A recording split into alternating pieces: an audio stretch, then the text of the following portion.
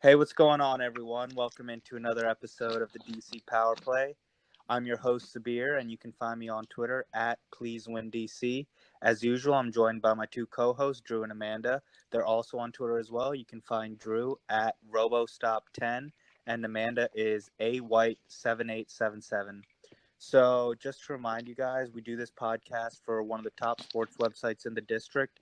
It's called DMVSportsNetwork.com, and you can follow them on Twitter at DMV_SN. There's a lot of great daily content on the website, which includes all things DC sports in addition to college sports as well. So please be sure to check out the website and subscribe to our podcast if you enjoy listening to us. You can find us wherever podcasts are available, which includes Apple Podcasts, Google Play, and SoundCloud as well. So let's jump right into our usual game recaps from the week, guys, which starts with the game where the Caps lost at Buffalo Sabres, a 5-2 loss. This is in my notes I have written down that it was pretty much a sleepy start, honestly, from both teams, not just the Caps, but Sabres come out on top 5-2. Ovechkin scored a really great even strength goal to make the score 2-1 Buffalo, but eventually Buffalo just started pulling away. The Sabres had 4 power play chances. They scored on 1. And then just kind of a funny note, the Caps actually won the faceoff percentage this time, but they still lost the game. So It's a Christmas miracle. yeah, almost. But yeah, they didn't look too good this game. I kind of kept feeling like, all right, we're going to get into it. We're eventually going to tie it up, but it wasn't meant to be this game. Any notes on that game, Amanda, for you? Yeah, not the way they wanted to end the road trip, certainly. This was Hagelin's debut, which was good. He was good in the game. Obviously, the Caps did not come out on top, but it was, Hagelin's been a pest for the Caps for a long time. So it was nice to see him being a pest for us instead of against us. Yeah. He did have that bit with Skinner where he, got wrapped up in his skate with his stick, and I can't believe Skinner made it back in that game. It looked bad. Very bad. Yeah, it did. Yeah, there wasn't much good to say about this. Another bad start for the Caps. I mean, they've had a real problem with giving up goals early in games, and this was no exception. Too many penalties, which we've talked about ad nauseum, and gave up yet another hat trick. Which, they've done. I'd have to look at the stats. I should have looked it up before we recorded here, but I think they may have given up more than any other team in hockey this year. Wow. That's such a weird stat. Yeah. So that's it. I don't have much else to say. That was not a good game, but, they did come out of that road trip with 3 wins and 3 losses. And, the Metro's so tight right now, they needed every point. Yeah, I agree. And was that a Holtby start? I don't remember. That one was, yes. Okay. That one was Holtby. And then the next day, the Rangers was Copley. Yeah. Drew, any thoughts on the Buffalo game? Yeah, it was kind of typical matinee. Got to 2-2, and then in the third period, they just, I don't know what happened. Buffalo had their groove, and I think the Caps just continued to make those mistakes with passes and not just executing as best as they could, and Buffalo took advantage of it. Reinhart had a great game. I mean, he had beat Holtby with a couple great shots, but there were some defensive breakdowns, and they earned that 5-2 win. Yeah, no doubt. And that was it's not an excuse, but it was a much more important game for Buffalo than the Caps, just because Buffalo has started to slip behind the wild card race. They needed 2 points. Yeah, that winning streak of theirs feels like it was a long time ago. Seriously, and it just shows you that even streaks like that early in the season, it doesn't guarantee you anything. But regardless, we'd like to see the Caps play better against a team like that. I thought it would have been a challenge for them, especially on the road, and they weren't able to rise to the challenge. But then the very next game was another. This was a wild game against the Rangers, a 6-5 overtime victory for the Caps. But this was another slow start for the Caps, giving up a goal in the first 20 seconds or something. 21 seconds, I think. Just ridiculous. I think they just don't play well in the afternoon. Maybe these matinees don't do very well for them, but at least the Caps were able to score some goals this game, and they scored in bunches. But the kind of bad news or negative thing to see is that a depleted and young Rangers team really took the Caps to the brink in Washington. So, and if you think about it, they probably should have beat us in overtime. They had a lot of good chances. The entire overtime felt like they were in the Cap zone. I couldn't believe it when they finally, we got into their zone and scored. I don't frankly think the Caps deserve to win this game. They gave up the lead twice, I think. They let it get tied. Yeah, we had a couple twice. 2-goal leads, I think. Yeah. There's the bad defense again. Yeah, and it shows the Rangers, they never go away, but, you should play better defense and not allow a team like that to put up 5 on you. Caps scored 6 total goals, but no one on the Caps was more than a +1 this game. It just shows you because Rangers were able to fight back in this game every time you thought we had them knocked out. But through this game, did you get to see all of it? What did you think about it?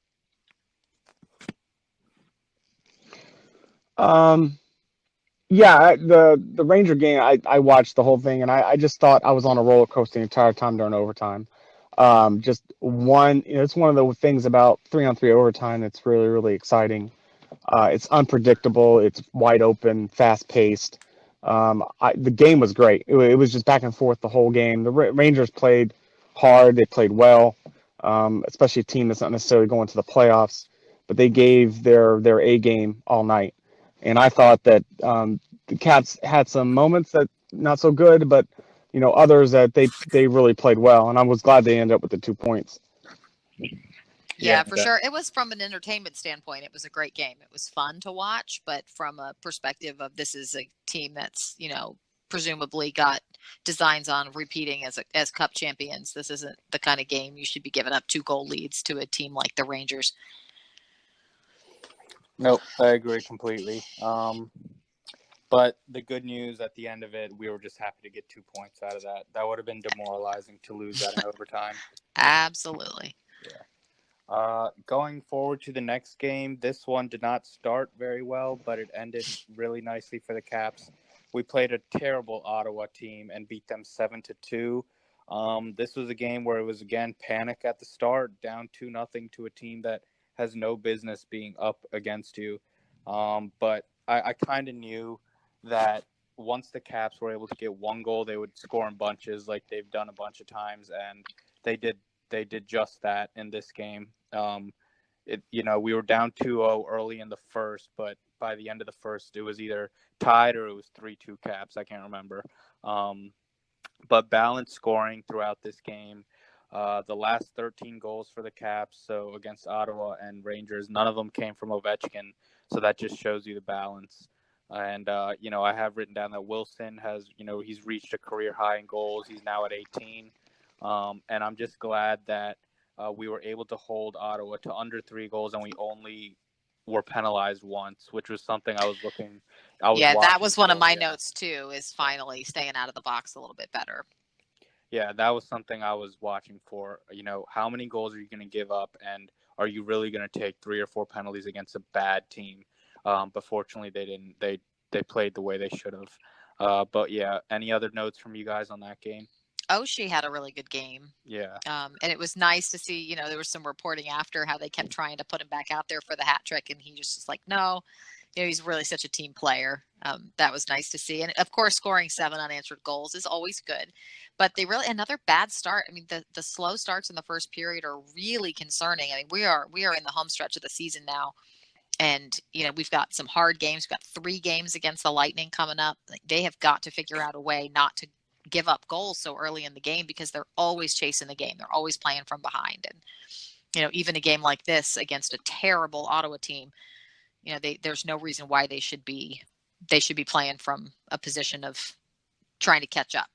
Yeah, playing like that against a better team, starting so slow is not going to bode well, throughout the rest of that game. So I think, we'll see them play the Islanders coming up, but they can't go down 2 goals early to them because the Islanders will just clamp down and not give you anything at that point. Yep.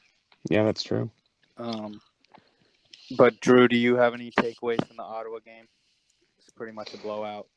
Yeah, I mean, the first, they came out against kind of sleepily first 5 minute, about 5 or 10 minutes or so of the period before they kind of got going. But once they did, you could just see what this team can do when they actually kind of really put forth that effort. I mean, sometimes, like I said, we say that they kind of work sleepily, where they, kind of go through the motions, it seems. But a game they should have won, a team they should have beat, and they need every 2 points that they can get right now with the East being kind of pretty tight in its own right, pretty much from wild card up to even the Islanders. Yeah. The Islanders are playing tonight. They're gonna they were up 5-1. Yeah, last they I saw. just won 6-1. So they're 2 points ahead with one game in hand, and they play on the island tomorrow. So it's going to be a 4-point game. One of those 4-point games in the East. Mm-hmm. So we'll see how it goes. But otherwise, I thought that outplayed Ottawa pretty well. Yeah, I agree. Okay, so before we move on, guys, we just want to remind the listeners of the DMV Sports Network's library of podcasts that's on the website. Right now, there are 9 active shows, which includes team shows for the Redskins, Caps, Nationals, Wizards, and Ravens. We also have a pair of mixed bag shows called It's About Time DC and Dom and Thunder.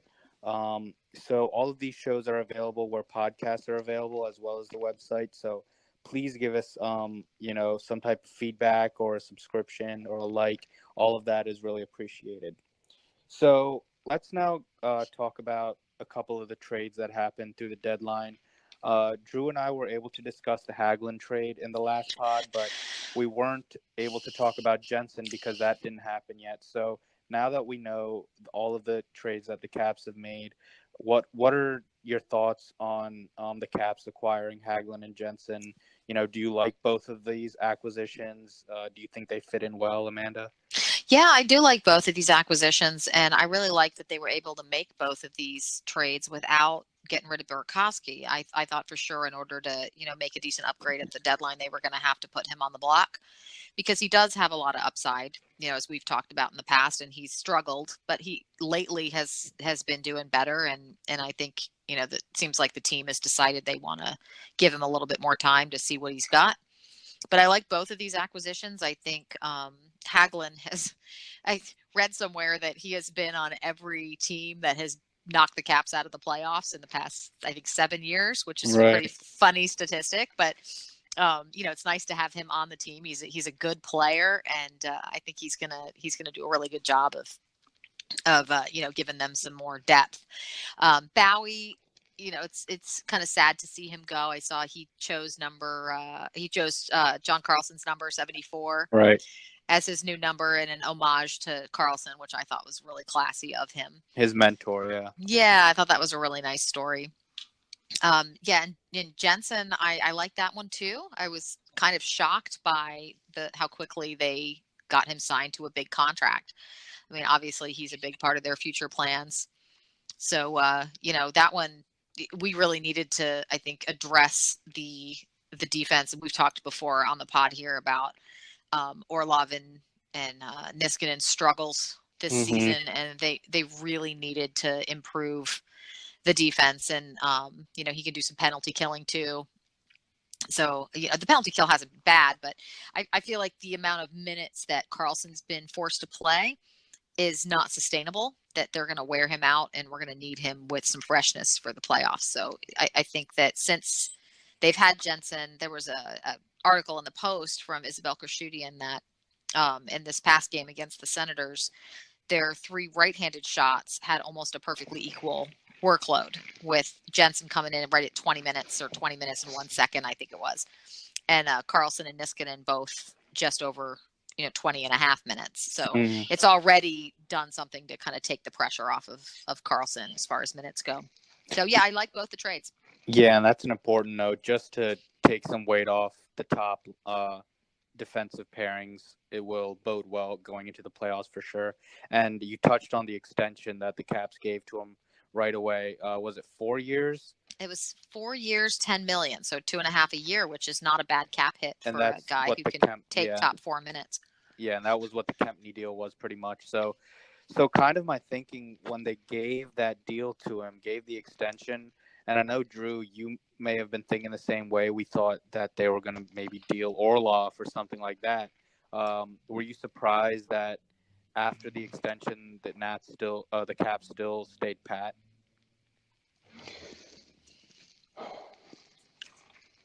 Well, yes, actually I am, because they're at max contracts. They're at 50 max contracts, and I suspected they would do another one because they can take on another contract, whether it's an amateur, whether it's an unsigned free agent, or whether it was going to be a trade. So I was surprised they didn't do that. But I'm satisfied with the trades that they did make, but considering they did it for need. Right. I'm real pleased with Jensen's play so far, and Hagelin. I love his speed. So I like what McClellan did at the deadline. Part of me wishes they would have done more, but I'm not, I still would have liked to see Simmons. Would have been nice. Yeah, it would have been. I would have loved to have him on that third line. Would have been nice. But overall, I think, it's hard to argue that they didn't. McClellan did a great job of addressing needs, as you mentioned, Drew. And, I think they've decided this is what they're going forward with. This is the team they're going to try to repeat with. And frankly, I do think they're better. They're better with Hagelin and Jensen than they were a week ago. Yeah, I think this roster is pretty much set and well-rounded now. Again, just Burkovsky sticking with the team for the rest of the year. I'm actually now a fan of that, even though I was a proponent or a supporter of trying to trade him away to just get something for him. He's played really well these last probably month or so, along with the rest of his line mates. And now it's about, you don't really want to mess with that chemistry. And we hope that even if he's not producing points, I've noticed plays where he's still making an impact on a goal-scoring play. So it's good to see. I think it makes the rest of the team feel kind of good, and he can continue playing now with even more confidence, now that his mind isn't swirling every night, am I getting traded or not? We already know he's a bit mentally weak. We know the stories of how he's met with a sports psychologist and all that. So just real quick, if you guys want to touch again on maybe Burakovsky staying and what we can expect from him going forward. Yeah, I'm glad that he's still here. I thought they were going to have to trade him in order to improve themselves at the deadline, and I think that McClellan did a great job of managing to improve the roster without trading away a kid who really is young and still has a lot of potential upside. I think he's been playing with more confidence lately, as you mentioned, and he seems like he's trying harder. He seems like he's working harder not to get knocked off the puck so easily. He's battling more when he loses the puck he's fighting more. And trying to play a little bit more of a physical game, it seems like to me. And I think if he can add that into his game, that would go a long way. For me, the thing that bothers me when I watch Burakovsky play a lot is the ease with which he kind of comes off the play when he doesn't have the puck. And his play without the puck is something he really needs to improve. And I think that if he can, then he's a solid piece. And if he can do that, it'll be good for him to still be with the club. Yeah, I mean, if he plays up to the potential like we know he can, then it's great because he's a good player. It's just the inconsistency that drove us crazy. And, I think he's cutting down on the turnovers as well. So, hopefully going forward, he just continues to keep playing better because if he raises his game even more, this Caps team just becomes even more deadlier. And the depth just is off the charts if you can continue to get production from him. Mm-hmm. All right, so we can touch on a couple other trades just around the league, not necessarily with the Caps, but trade deadline day was pretty crazy. Most notably, I have written down Wayne Simmons went to the Predators, so he's out west. Mark Stone went to Vegas, so that adds a lot of scoring depth. Did you guys see the video of him arriving at the Vegas airport? Did you guys see that? Yeah, it was like a parade almost in there. Yeah, it was really funny. I'll tell you one thing: Vegas knows how to treat people right. That was pretty fun. You see the look on his face; he definitely looked pretty shocked. I mean, you go to Ottawa to Vegas. I mean, it doesn't get much better than that. Yeah, the weather's a little nicer. Yeah. I don't know if I ever told you guys, I used to live in Vegas. Oh, wow. I've got family out there. I went to UNLV for a while. Okay. So hopefully you're not a secret Vegas Golden Knights. Oh, no. Okay. I was kind of sort of rooting for them when I was like, oh, they're just an expansion team. How much can it matter? But then they really took off. Yeah. Yeah. After last year, despite having family out there, I'm like, nope, they're dead to me. Okay, yeah, you're not as outgoing as for a fan as Bryce Harper was, pretty much. I wouldn't have had the guts to show up at any team stadium in the other team's gear. I don't think at that point, but right. But yeah, just getting back to some of the other trades. Most notably, we can talk about Columbus pretty much going all in for this playoff run. Well, they have to make the playoffs first, but they acquired Duchesne and Dzingel. Just adding a lot of speed and scoring ability now to that team. Do you guys think that Columbus can be really dangerous now? I mean, it seems like there's now a lot of pressure on them to finally get out of the first round. I would say so. Can you imagine if they don't after making these trades? It would be crazy. It'll be ugly. And, they have lost like a game or two recently, and they're sitting outside of a playoff spot right now. So a lot of pressure on them. Yeah. But I think that team will be hard to beat, though, in a 7-game series if they make it.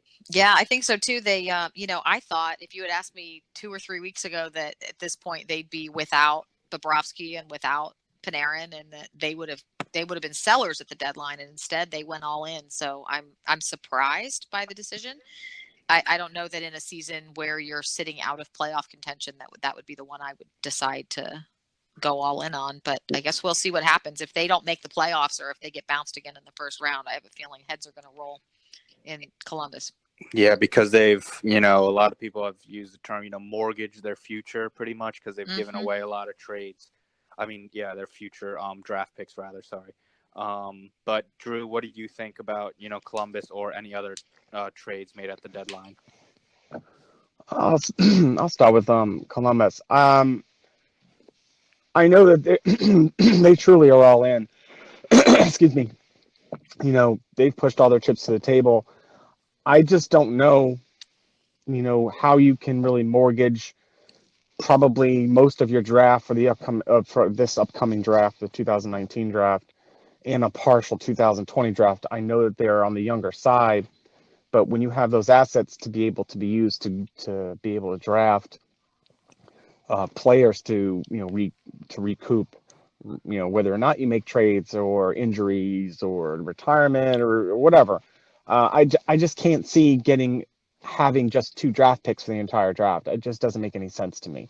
I personally think that if they don't make the playoffs, it's a total bust. They're going to lose Panarin. They're going to lose Bobrovsky. I know they've got Duchesne now tied up. So I don't know where they go from here if they don't even make it. I mean, they've never won a playoff series, and that's what they're trying to do. They are loaded. They have a lot of weapons, but even I don't know I know they're playing Pittsburgh. I know they're playing the Flyers tonight, but and that game has just gone to overtime. Oh, okay. So nice. So if they lose tonight, that's 1 point in 2 games. So since the trade, they've kind of cooled off. So we'll see how it goes, putting all their chips to the middle. The other trade, Stone to Vegas doesn't surprise me. They had a lot of cap space. McPhee, they've kind of been middling in the, I think they're in the mid 60s in points, and they kind of needed a shot in the arm. So it doesn't surprise me he traded for Stone. He didn't really want to give up Brandstrom or Glass, and ultimately he gave up, his number 2 prospect, which for Ottawa is pretty good considering he's like the second coming of Carlson, as what it seems to, seeing what I've read. Same type of poor kid movement defenseman having to go to Ottawa from Vegas. It's terrible. Yeah, but I mean, Maybe, but again, he's gonna be one of those. Bransford's gonna be one of those corner pieces for Ottawa in the future. That they're gonna. I mean, they got picks stockpiled. Um, I think the kid is gonna be a pretty good defenseman when it's all said and done. He's already turning heads, playing now. So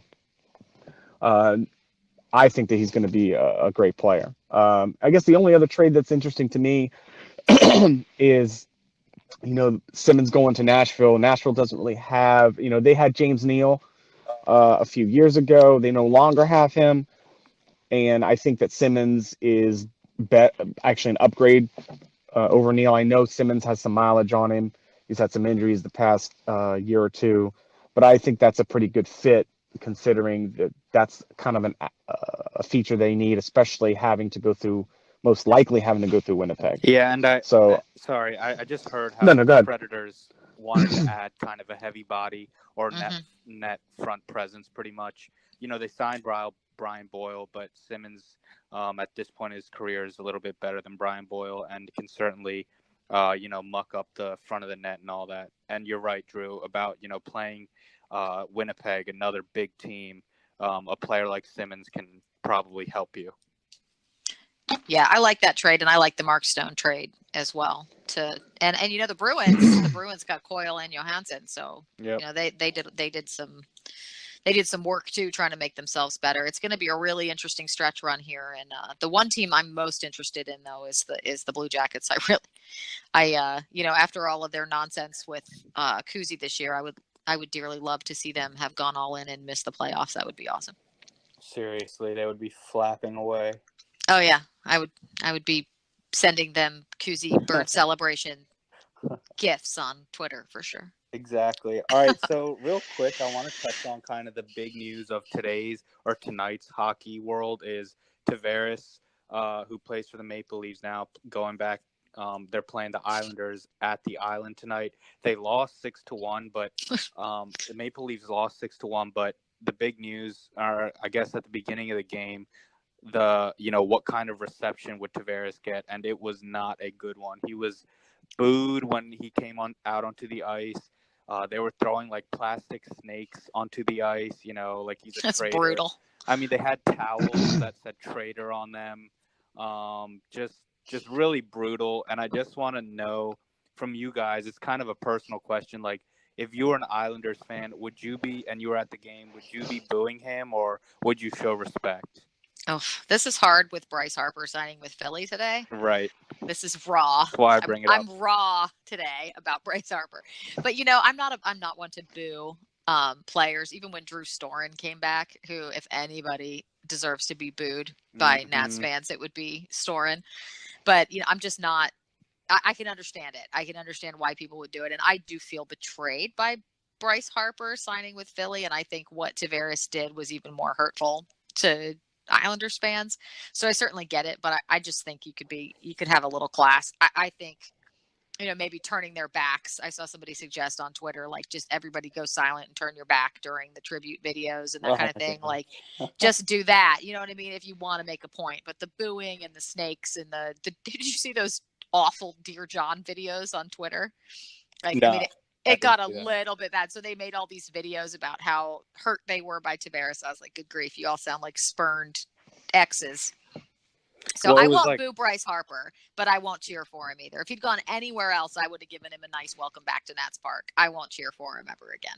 Yeah, that's just Bryce. I mean, when that go ahead, I can see how you would feel that way. I mean, they're throwing stuff at him, and Tavares, speaking to him first,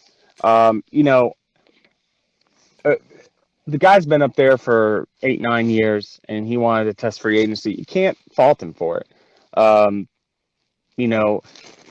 Part of me is, if Tavares knew that he was going to go straight to free agency and test the waters, then at times he had said to them, well, no, I want to stay. I mean, if you're saying that you want to stay, but you didn't want to, I fault that. Personally, I kind of fault that to him. I mean, just if you're going to be honest about it, say, look, I want to test free agency. I'm not interested in being here. Or if I want to sign an extension to stay here, then Right. kind of Or say just so. say nothing if you don't want to say I Right. don't want to be here. You could have just not said you did. Exactly. So, he wanted to test free agency, then so be it. I mean, he to Toronto, and the Islanders went about their business, and they're a good team. But it's just the same thing. Thing with Harper. Obviously, he wanted the biggest contract. He wanted to have technically. I guess he wanted to have the not necessarily the average per year, but it ends up being the bigger contract. But the Nats shoved everything to the back end, so obviously he didn't want that type of contract, so he wasn't going to come here then. He could have Would he negotiated it if he wanted to be here. Right, but with the Nets saying, well, we're going to defer some of this, the Phillies didn't. So if you had both the same contract in front of you, would he have gone to Philly? I don't know. I mean, but he didn't have that in front of him, so it is what it is. Personally, I think the Nats are going to be better off without him. I think they're going to be a better team. And I still think they're going to make the playoffs as a wild card. But do you think the Phillies are gonna take the NL East? We're getting a little off in the weeds here. But... Yeah, we are. Yes, I think they will. I think they will. But just from a draft pick, from free agency point of view, it's the same thing as if Ovechkin be here for his first 8 years and decided, look, they didn't have any success and he wanted to test free agency. Would I boo him coming back? No. I mean, that's the nature of the business. I think it's more about the way you do it than doing it at all. And I think Tavares didn't handle it real well. And I don't honestly think Harper handled it real well either, but better than Tavares. Yeah, no doubt. Right. I mean, that's a good point. But like I said, it's one of those things where, we kind of just you have to let it go. I mean, some diehards will, and some won't. Like I said, I won't boo him, but I won't cheer. Right. Personally for me, I wouldn't boo Tavares just because he had done so much for your franchise. He had scored huge goals for them in the playoffs, helping them advance to the next round. He gave it, his all, and Islanders never really surrounded him with too much. And, when his free agency hit, he did whatever he needed to do. He made a pretty good business decision. Toronto's a good team. He's playing for his favorite team. How can you really turn that down? And then Bryce, on the other hand, I said I would not boo him if he took like a huge $400 million deal. But now that, he's only going to make 25 a year, it's just weird that he would go there. That he would go there for that amount of money. But it is what it is. We'll get a chance to see him up close really soon. Beginning of April, Philly comes to the. I've got tickets. I'll be there. Oh, you already got them? Yeah, Mm-hmm. and I was looking at them today. I didn't purchase yet, but it's really going to be a fun atmosphere, I'm sure. And this NL East will be a really good division this year overall. Yeah, it's going to be a wild one. Yep. All right. So just to remind everyone, we are a Caps podcast, but sometimes we're all DC fans though, and there was just a lot of breaking news today that we had to talk about. But beside that, guys, maybe we can do predictions real quick for the Caps' upcoming games. They play the Islanders tomorrow, obviously. Then they're at the Rangers and then at Philly. So actually a 3-game road trip. I think they'll go 2-1. Islanders will be tough to beat, even though they just played tonight. And then 2 more road games. It's neither the Rangers or Flyers are pushovers, even though they're sitting outside of the playoffs. They will be tough games. Amanda, how do you think they fare? I'm gonna go. They lose to the Islanders tomorrow, and they beat the Rangers and the Flyers. All righty, sounds good. With that being said, oh my goodness. Actually, I think that I know they got it's the Islanders, and then the next 3 are the Islanders, and then Rangers and I think Flyers. The Rangers and Flyers, right? Yep. I think that they end up going. I think they end up going 2-1. I think they'll lose tomorrow, and they'll beat the Rangers and the Flyers after that. Yeah, I really want them to win tomorrow, though, because that's like the big one that you're really tested, a playoff tested team. Yeah, I really want them to win tomorrow too. team. But the way that I think if they come out slow, like they have the last several games, and let the Flyers get a lead, they're not going. I mean, the Flyers let the Islanders get a lead, then they're not going to win. If they get, I think if they try to come from behind, they're not going to have much success against a team as good as the Islanders. Yeah, it's almost like it's the type of game where the game can be lost in the first period if you don't show up. And they haven't been showing up as a general rule. Yep, but they know how important this game is. They'll have 2.5 days of rest, so they should definitely be ready for it. I think they will be. It should be a great game.